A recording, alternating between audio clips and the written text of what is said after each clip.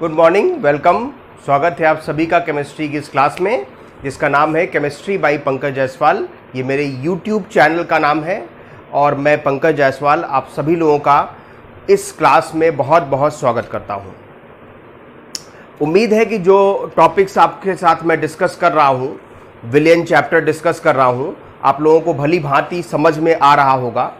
अगर कोई डाउट है, कोई प्रॉब्लम है, तो मेरे साथ कमेंट बॉक्स में जाके आप कमेंट करके अपनी समस्या मेरे साथ शेयर कर सकते हैं। मैं आपकी समस्या का समाधान करने के लिए बिल्कुल तत्पर हूँ।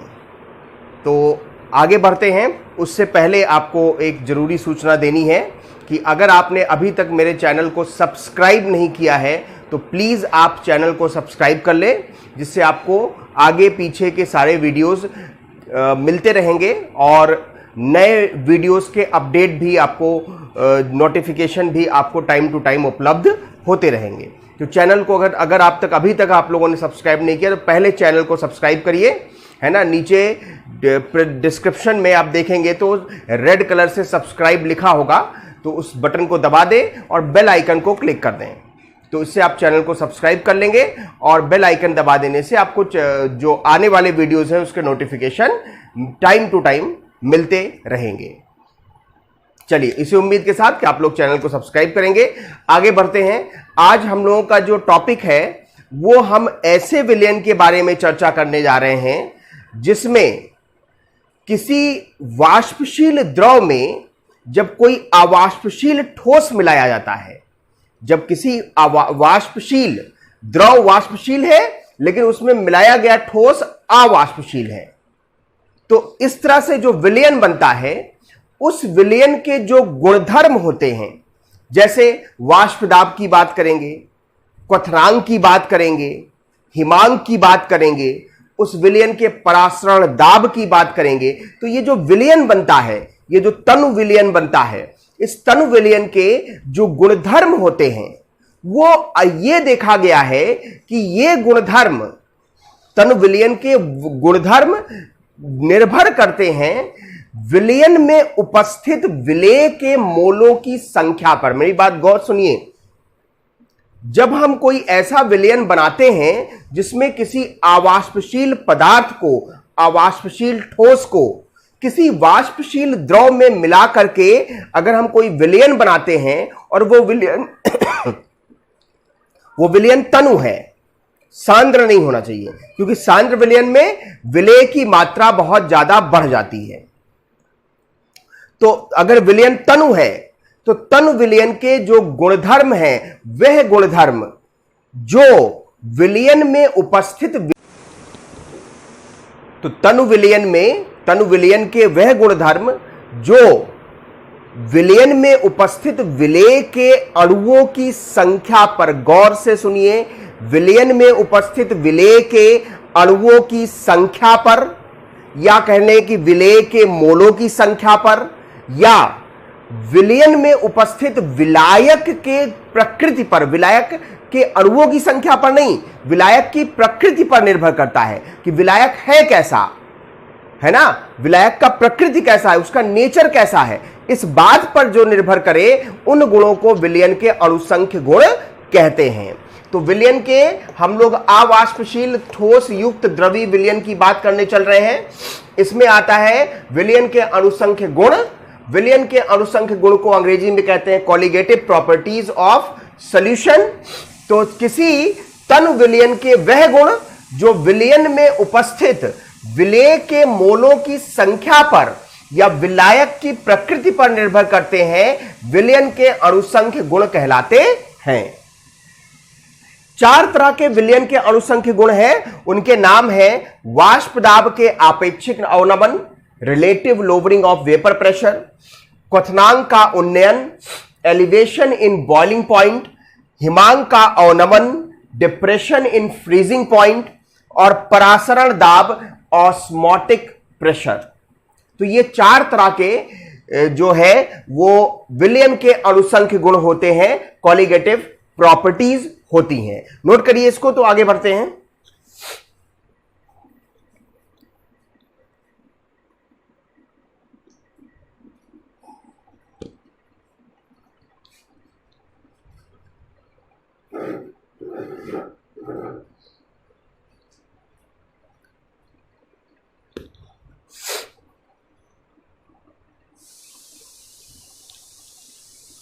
चलिए आगे समझते हैं, एक एक अणुसंख्य गुण को लेते हैं और उसको समझने का प्रयास करते हैं।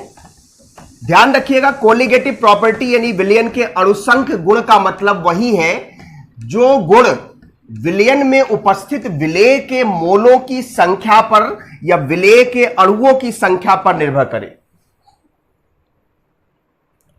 विलेय के मोलों की संख्या पर या विलयन में उपस्थित विलायक के प्रकृति पर निर्भर करे। इसमें इंपॉर्टेंट यानी महत्वपूर्ण है विलेय के मोलों की संख्या। तो जो विलेय के मोलों की संख्या पर जो गुण निर्भर कर रहा है उसे आप विलयन के अणुसंख्य गुण कहेंगे। तो ये सबसे पहले बात करते हैं वाष्प दाब का आपेक्षिक अवनमन। वाष्प दाब का आपेक्षिक अवनमन अंग्रेजी में कहते हैं relative lowering of vapour pressure. Relative lowering of vapour pressure.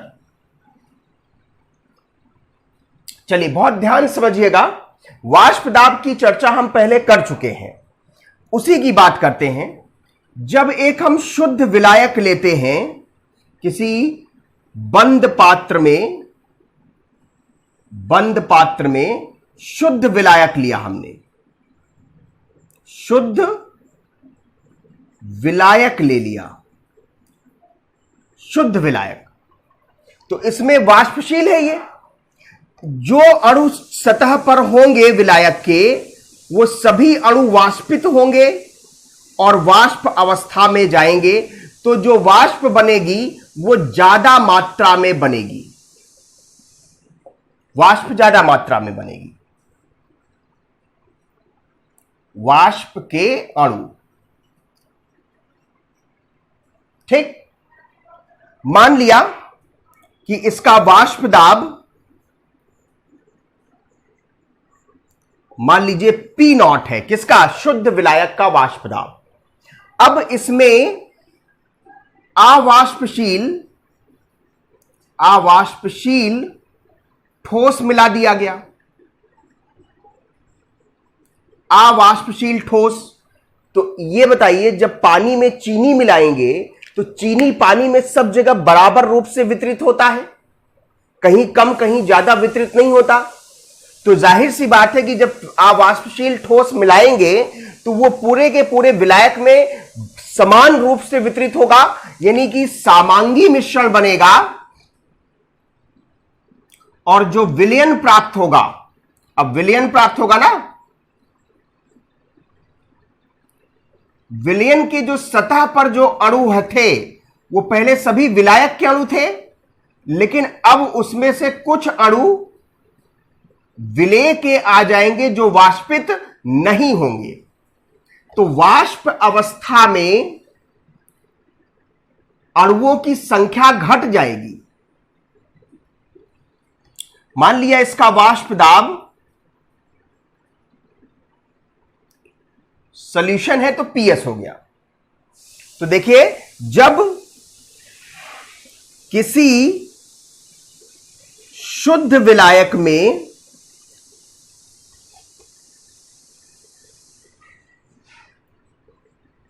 कोई अवाष्पशील ठोस विलीन किया जाता है, विलीन किया जाता है, तो विलयन का वाष्प दाब, भाई बताइए, अब सतह पर सारे अणु वाष्पित हो ही जाएंगे। जो विलेय के अणु है वो वाष्पित नहीं होंगे, जो विलायक के अणु है वही वाष्पित होंगे। तो विलायक के अणु सतह पर कम हो गए, तो वाष्प अवस्था में भी अणुओं की संख्या कम हो गई, और वाष्प की संख्या कम हो गई वाष्प की मात्रा कम हो गई तो वाष्प दाब भी घट गया। तो विलयन का वाष्प दाब शुद्ध विलायक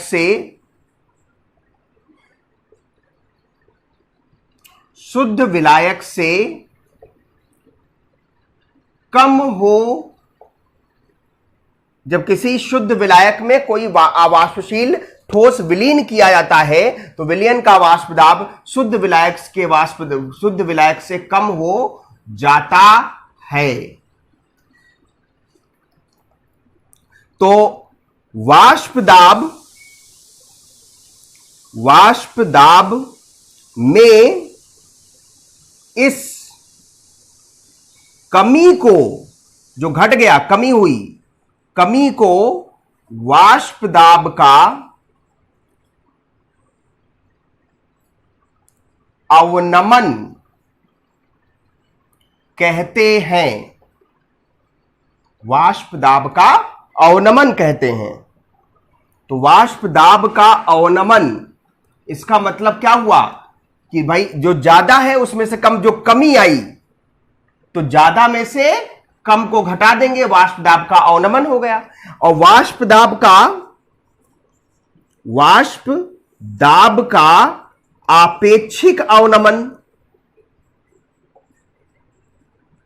आपेक्षिक अवनमन, तो जो अवनमन है P नॉट माइनस PS, उसको प्रारंभिक वाष्प दाब यानी P नॉट से भाग दे दीजिए, यह कहलाता है आपेक्षिक अवनमन। यह आपका अनुसंख्य गुण नहीं है। अनुसंख्य गुण कौन सा है? वाष्प दाब का आपेक्षिक अवनमन। नोट करिए, मैं आपको यह भी समझाता हूं कि क्यों यह अनुसंख्य गुण है विलयन का और यह नहीं है। यह मैं आपको एक्सप्लेन करता हूं, पहले नोट करिए।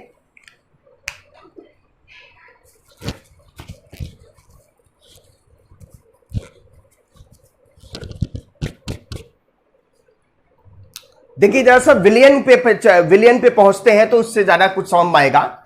जब हम विलयन की बात करते हैं,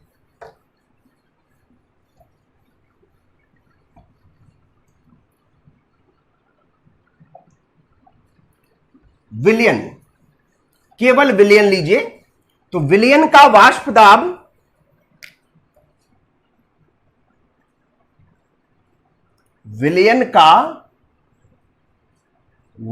दाब क्या है? PS है। यह किस बात पर निर्भर करेगा भाई? इसका वाष्प दाब वाष्प की वजह से है। और वाष्प किसकी वजह से है? विलयन में उपस्थित विलायकों की वजह से है, विलेय की वजह से नहीं है। तो यह समानुपाती होगा विलायक के मोल प्रभाज के। विलायक के मोल प्रभाज के। तो विलायक का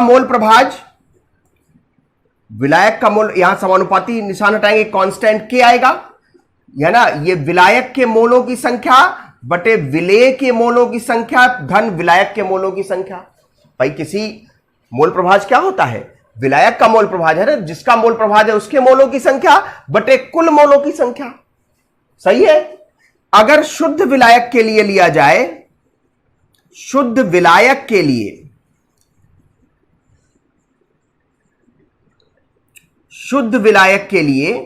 तो शुद्ध विलायक के लिए small n plus capital N का मान भी कैपिटल N हो जाएगा, क्योंकि स्मॉल n 0 हो जाएगा। शुद्ध विलायक है ना, विलेय थोड़ी ना है।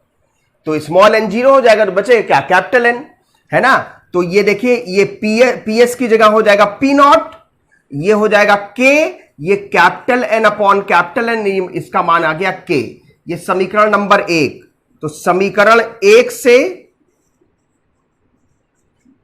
K का मान रख दीजिए, तो PS बराबर P not into capital N upon small n plus capital N। P not को इधर ले आए तो ये PS अपॉन P नॉट, भाई इधर मल्टीप्लाई इधर डिवाइड हो जाएगा, capital N upon small n plus capital N। इसको देखिए, इधर भी एक घटा दीजिए, इधर भी एक घटा दीजिए, तो 1 minus PS upon P not और 1 minus capital N upon small n plus capital N। ये देखिए एलसीएम लेंगे यहां पर, तो पी नॉट नीचे आएगा, यहां पे पी नॉट आएगा और यहां पे पीएस आएगा। ये कहलाता है वाष्प दाब का आपेक्षिक अवनमन। और बराबर इधर एलसीएम क्या आएगा, small n plus capital N, तो small n plus capital N minus capital N, तो ये कट गया, तो P nought minus PS upon P nought का मान क्या आया, यह आया small n upon small n plus capital N, यानी विलेय का मोल प्रभाज, विलेय का मोल प्रभाज। इसका मतलब यह है कि किसी विलयन का, देखो अब यहां समझ आ रहा है, यह है वाष्प दाब का आपेक्षिक अवनमन, और ये देखिए ऊपर स्मॉल एन है, स्मॉल एन क्या है, विलेय के मोलों की संख्या, तो ये विलेय के मोलों की संख्या पर निर्भर कर रहा है कि नहीं कर रहा है ना, समानुपाती हुआ कि नहीं हुआ, क्योंकि एन ऊपर है स्मॉल एन, तो उसके समानुपाती हुआ। तो यानी कि ये जो P nought minus P S upon P not की वैल्यू है, ये स्मॉल एन के समानुपाती है, यानी विलेय के मोलों की संख्या पर निर्भर करता है। इसका मतलब वाष्प दाब का आपेक्षिक अवनमन विलेय के मोलों की संख्या पर निर्भर करता है, अतः वाष्प दाब का आपेक्षिक अवनमन एक अणु संख्य गुण है ना।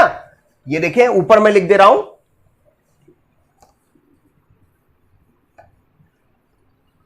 यहां पे थोड़ी जगह है,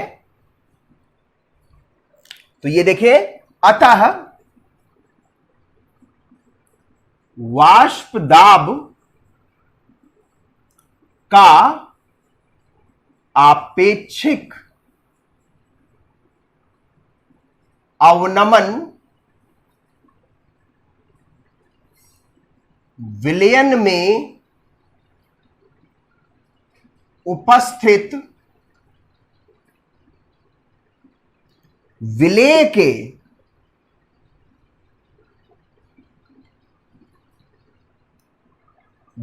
के मोल प्रभाज के बराबर होता है। इसे राउल्ट का नियम कहते हैं। राउल्ट का नियम कहते हैं। मतलब राउल्ट का नियम वाष्प दाब के आपेक्षिक अवनमन के लिए, राउल्ट का नियम क्या है, वाष्प दाब के आपेक्षिक अवनमन के लिए राउल्ट का नियम कहता है कि वाष्प दाब का आपेक्षिक अवनमन विलयन में उपस्थित विलेय के मोल प्रभाज के बराबर होता है। तो यह कहलाता है राउल्ट का नियम। राउल्ट का नियम इससे पहले भी हम लोगों ने पढ़ा है, लेकिन वो आदर्श विलयन के लिए था और यह वाष्प दाब के आपेक्षिक अवनमन के लिए है। पहले नोट करिए इतना, फिर आगे बताते हैं इसको।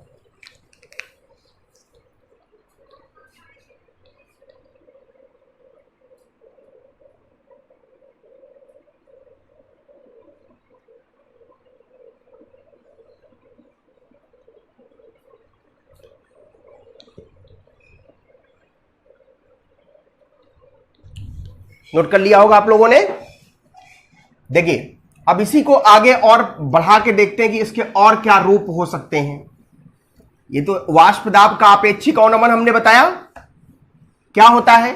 वाष्प दाब का आपेक्षिक अवनमन विलायक का वाष्प दाब माइनस विलयन का वाष्प दाब, विलायक का वाष्प दाब माइनस विलयन का वाष्प दाब बटे विलायक का वाष्प दाब।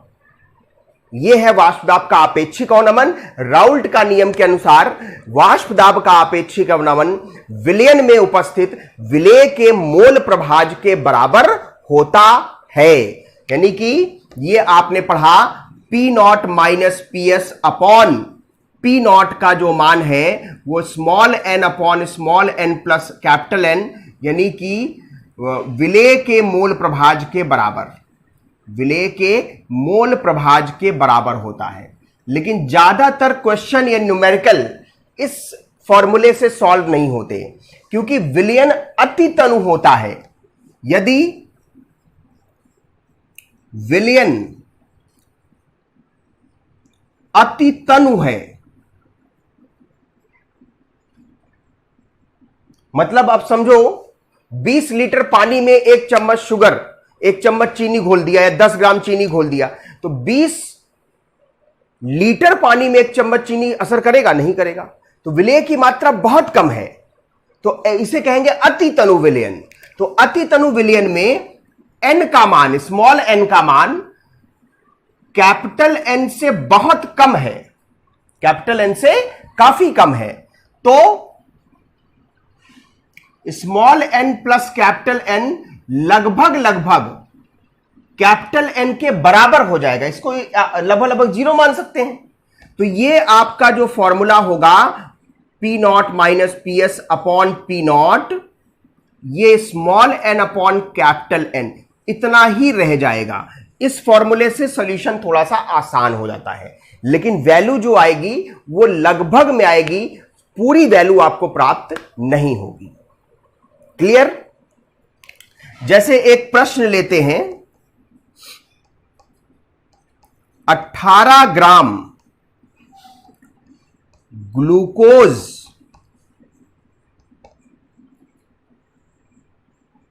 18 ग्राम ग्लूकोज को 180 ग्राम जल में घोलने पर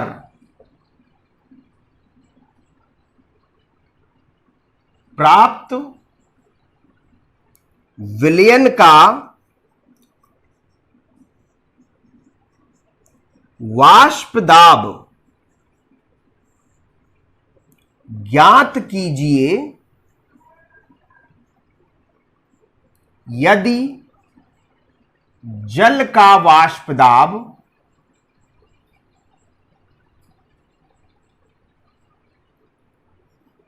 720 मिलीमीटर ऑफ मरकरी हो। तो जल का वाष्प दाब, जल विलायक है तो विलायक का वाष्प दाब इसमें दे दिया P नॉट 720 मिलीमीटर, और विलयन का वाष्प दाब पूछ लिया है। ग्लूकोज की विलेय की मात्रा दी हुई है, तो ग्लूकोज का मोलों की संख्या ये देखिए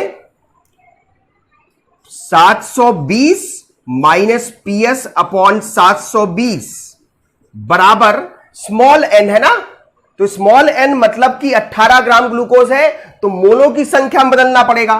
तो 18 ग्राम बटे 180 उसका अणुभार बटे कैपिटल N, तो कैपिटल N 180 ग्राम है, तो 180 इसका अणुभार होता 18 है ना।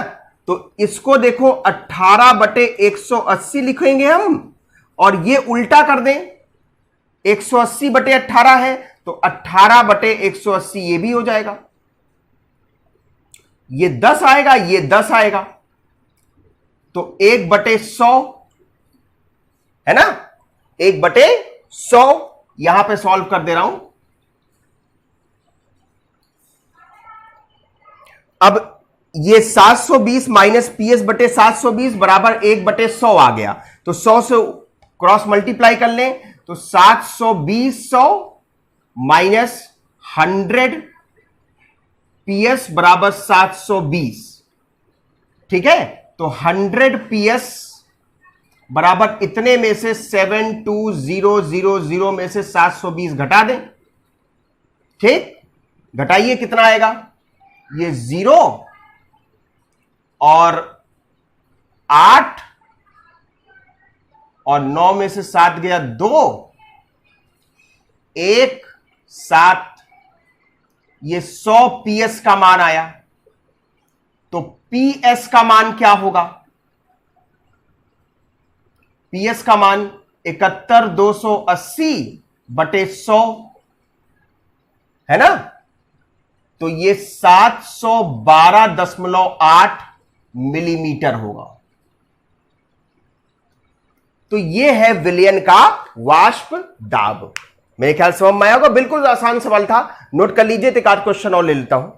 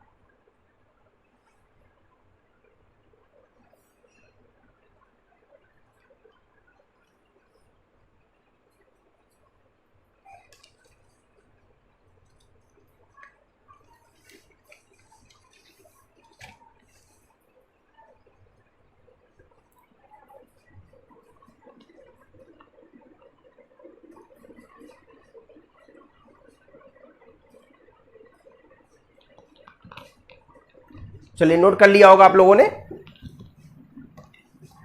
एक क्वेश्चन और ले लेते हैं, फिर इस पे एक टॉपिक और समझाना है, वो भी समझा देते हैं, तब फिर आगे बढ़ेंगे।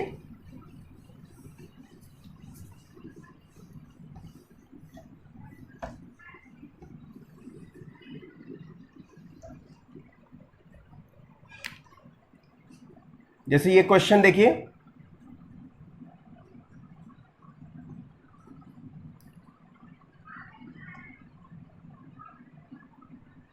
यूरिया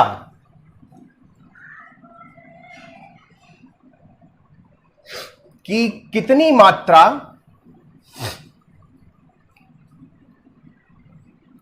180 ग्राम जल में मिलाएं कि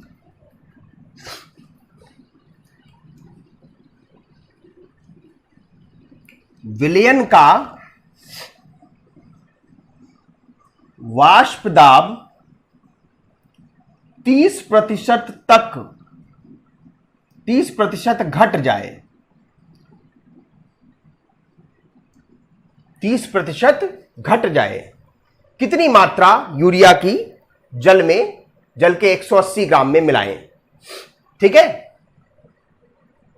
तो देखिए यहां पर माना कि विलायक यानी कि जल का वाष्प दाब, अगर जल का वाष्प दाब P0 है, तो विलयन का जो वाष्प दाब है, विलयन का वाष्प दाब PS बराबर क्या होगा? इसका 30% घट गया, तो 30 P0 बटे 100 है ना, 0 0 कट गया, तो 3 P0 बटे 10, तो 10 नीचे आ जाएगा, 10 माइनस यानी 7 P0, ये हो गया PS। तो P0 माइनस PS अपॉन P0, इसका मान क्या होगा? इसको P0 ही रखेंगे, इसको 7 P0 बाई 10 रखेंगे और इसको P0 रखेंगे। पहले इतना ही निकाल लें, ये 10 एलसीएम आ जाएगा, 10 माइनस 7, तो 3 P0 आएगा बटे P0। तो ये देखिए क्या आ जाएगा, ये 3 P0 अपॉन 10 और ये बटे 1 है ना, तो 1 बटे P0, तो P0 से P0 कट गया, तो 3 बटे 10 आ गया। ये आ गया वाष्प दाब का आपेक्षिक अवनमन। तो वाष्प दाब का आपेक्षिक अवनमन 3 बटे 10 आया, और ये क्या होता है? Small n upon capital N। तो स्मॉल n विलेय का भार बटे विलेय का अनुभार। विलेय कौन है? यूरिया। विलेय का भार W मान लीजिए, अनुभार होता है 60, और विलायक का भार 180 और अनुभार 18, तो W बटे 60 और ये 18 अपॉन 180, 6 दामा 60, 6 त्रिक 18 है ना। और ये देखिए 3 से ये 3 भी कट जाएगा, 0 से ये 0 भी कट जाएगा, तो यहां से बचेगा W बटे 180 और इधर बचा 1, तो ये कुल मिला के W अपॉन 180 बराबर 1, तो W का मान 180 ग्राम आएगा। तो यूरिया का भार कितना लेना पड़ेगा? 180 ग्राम लेना पड़ेगा। समझ में आया सबको? आगे एक और टॉपिक है ना, उस पे हम इसी पे विलयन की मोललता निकाल सकते हैं, यानी कि हम विलयन के वाष्प दाब के आपेक्षिक अवनमन से विलयन की मोललता कैसे निकालें, इसी सूत्र को आगे बढ़ा करके हम विलयन की मोललता निकाल सकते हैं। इस पे एक वर्कशीट हम आपको देंगे, ये नोट कर लिया होगा आप लोगों ने, है ना। विलयन की मोललता का फॉर्मूला मैं बता देता हूं आपको कि किस तरह से विलयन की मोललता निकाली जाएगी। एक वर्कशीट आपके साथ मैं शेयर करूंगा और फिर अगली क्लास में उस पर डिस्कशन करेंगे हम लोग। विलयन की मोललता, देखिए ये सूत्र है P0 माइनस PS अपॉन P0, small n upon capital N, ठीक। स्मॉल एन को W अपॉन स्मॉल एम लिख दें, मतलब भार बटे अणुभार, विलेय का भार बटे विलेय का अणुभार, इंटू कैपिटल एन, या इसको ऐसे लिखा रहने दीजिए, स्मॉल एन इसको बदल दीजिए, ये W capital W upon capital N, तो कैपिटल एम ऊपर चला जाएगा। अब एक काम करिए, ऊपर नीचे 1000 से गुणा कर लीजिए, ये तरीका बता रहा हूं, 1000 से गुणा कर लीजिए और इसको इस तरह लिख लीजिए, स्मॉल एन ये कैपिटल W ग्राम में भार होगा ना, गुणे 1000, इसको एक साथ ले लीजिए, मतलब ये वाला और ऊपर वाला, और बाहर क्या बचा, m बटे 1000। विलेय के मोलों की संख्या बटे, अगर ग्राम में भार है तो 1000 ऊपर मल्टीप्लाई है, तो ये भार किसमें हो गया, किलोग्राम में हो गया, तो इसी को तो कहते हैं मोललता, मोललता, और बटे विलायक का अणुभार बटे 1000, तो विलयन की मोललता क्या हो गई, मोललता, तो ये P nought minus PS upon P not, और ये उधर जाएगा तो 1000 ऊपर आ जाएगा और m नीचे आ जाएगा। ये P nought minus PS upon P not वाष्प दाब का आपेक्षिक अवनमन है, 1000 वैल्यू है, और m जो है वो विलायक का अणुभार है, किसका, विलायक का, मतलब वाष्प दाब का आपेक्षिक अवनमन पता हो और विलायक का अणुभार पता हो, यानी विलायक जल है तो अणुभार 18, तो हम विलयन की मोललता आसानी से ज्ञात कर सकते हैं। तो इस पे हम आपको एक वर्कशीट कल के वीडियो के साथ शेयर करेंगे, संडे तक का टाइम होगा, मंडे को उस वर्कशीट पे हम फिर से डिस्कशन करेंगे, जो जो क्वेश्चन देंगे फिर आप लोग मिलाइएगा कि आपने कितना सही गेन किया। तो ये था वाष्प विलयन का, तनु विलयन के लिए अणुसंख्य गुण, और पहला अणुसंख्य गुण हमने आपको एक्सप्लेन किया, वाष्प दाब का आपेक्षिक अवनमन। उम्मीद है सबको समझ में आया होगा। मिलते हैं अगली क्लास में, तब तक आप लोग सभी लोग अपना बहुत ध्यान रखिए, है ना, घर पे रह के पढ़ाई कीजिए। हम लोग तो स्कूल खुला है तो हम लोग स्कूल आकर के नियमित रूप से आप लोगों के लिए वीडियो अवेलेबल करवाएंगे, ठीक है। और आप चैनल को अगर अभी तक आपने सब्सक्राइब नहीं किया तो सब प्लीज चैनल को सब्सक्राइब करें और बेल आइकन को क्लिक करें, जिससे आपको आने वाले वीडियोस के नोटिफिकेशन प्रॉपर तरीके से मिलते रहें। तो मिलते हैं अगली क्लास में, तब तक के लिए सभी लोगों का बहुत बहुत धन्यवाद।